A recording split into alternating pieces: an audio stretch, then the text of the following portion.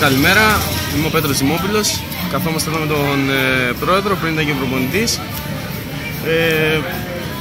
Πέρσι περάσαμε καλά στην ομάδα, είχαμε ένα καλό κλίμα. Με αυτό το καλό κλίμα προσπάθησε να προσεγγίσει ο πρόεδρος της ομάδας. Τερματίσαμε στη μυθική 4η θέση, που βέβαια δεν ήταν η θέση που μας άρμοζε. Φέτος πάμε για πρωτάθλημα σύμφωνα με τον πρόεδρο και από ό,τι βλέπω και από τις κινήσεις. Σύμφωνα με εσάς?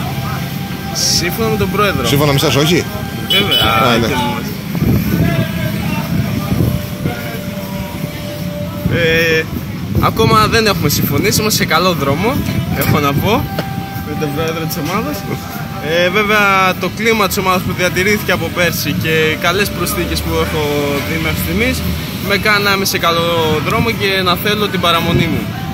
Κάποια πράγματα που θα διευθυνθούν νομίζω σε ένα μικρό χρονικό διάστημα, για να μην ανησυχήσω και τους φιλάδες της ομάδας, μάλλον θα είμαι δίπλα τους και θα τους βοηθάω για να πανηγυρίζουν μαζί το πρωτάθλημα. Πόσο της εκατό δίνεις δηλαδή στην παραμονή και πόσο της εκατό στη μη?